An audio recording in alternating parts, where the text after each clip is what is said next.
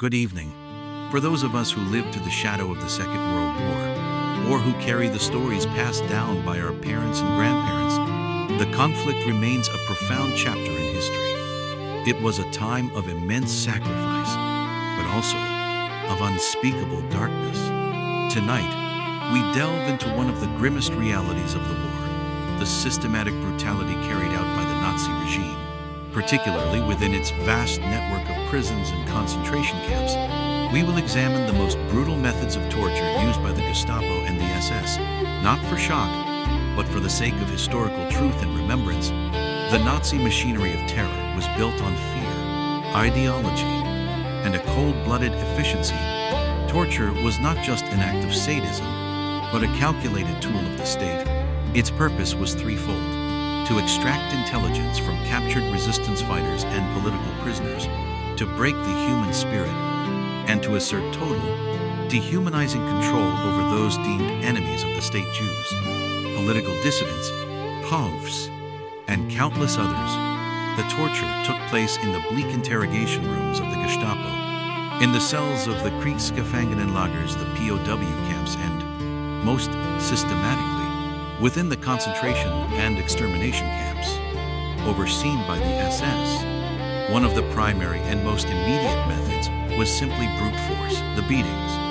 Victims were subjected to sustained, severe beatings with clubs, whips, and rifles. These were often not random outbursts, but calculated sessions designed to inflict maximum pain without immediate death, sometimes conducted during a Pell roll call as a warning to others. But the Nazis knew that physical pain was only part of the equation.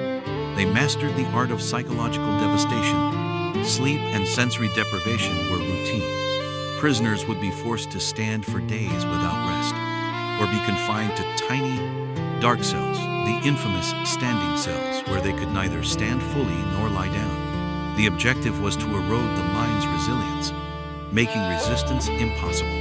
A particularly cruel tactic was the use of humiliation and forced labor to exhaustion. Prisoners were deliberately given tasks designed to be pointless, impossibly difficult, or deeply degrading, such as moving immense piles of earth from one place to another, only to move them back. This was Vernichtung durch Arbeit, extermination through work, a slow, grueling form of torture that broke the body over months.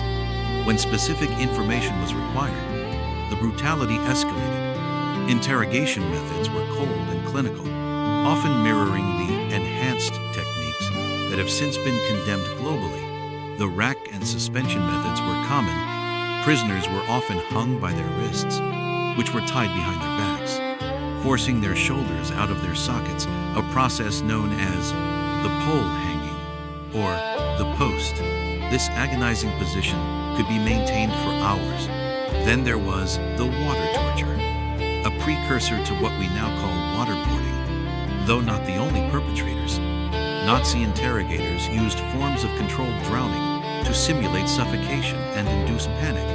Perhaps the most insidious was the threat to family. For captured resistance fighters, the Nazis frequently used the threat of arresting or harming their spouses, children, or parents. For many, the risk to their loved ones proved to be the ultimate psychological weapon, far more effective than any physical pain. In the concentration camps, a chilling new dimension of torture emerged: the medical experiments. Under the guise of scientific research, SS doctors committed monstrous acts. These were not attempts to heal, but systematic torture disguised as science. Exposure to extreme cold was tested. For instance, at Dachau, where victims were plunged into icy water for hours to determine the best ways to warm down German pilots. Others were deliberately infected with deadly diseases like typhus or malaria, or subjected to painful, unnecessary surgeries without anesthesia. These experiments were torture in its purest, most clinical form, demonstrating a complete abandonment of the Hippocratic Oath and human decency. The cruelty was often arbitrary and deeply personal. We hear historical accounts of SS guards making sport of their power, such as forcing prisoners to stand in frozen water until their feet were gangrenous, or forcing them to run until their hearts gave out. The sheer scale of this institutionalized cruelty is still difficult to comprehend. The stories of survivors, those who bore witness, are vital. They speak of the constant, debilitating hunger, the relentless noise of forced singing during marches, the fear in the faces of children kept deliberately near the execution areas to maximize parental distress. When the Allied forces finally liberated the camps, they uncovered the horrifying evidence, the piles of bodies, the starving survivors, and the tools of brutality. This evidence was painstakingly collected for the Nuremberg trials, ensuring that the perpetrators of these crimes, those who ordered and carried out this torture, were held accountable for their actions against humanity. The world vowed, never again. Yet, the memory of these atrocities must never fade. It is a stark reminder of what happens when unchecked power merges with hatred. To reflect on the darkest hours of World War II is to pay tribute to the resilience of the human spirit. For those of us who carry the legacy of that era, whether through direct memory or inherited history, these stories are a sacred trust. We remember the millions who perished under the Nazi boot. We remember the victims of the Gestapo and the SS. We honor their suffering by ensuring that their stories and the brutal truth of their experience are never forgotten.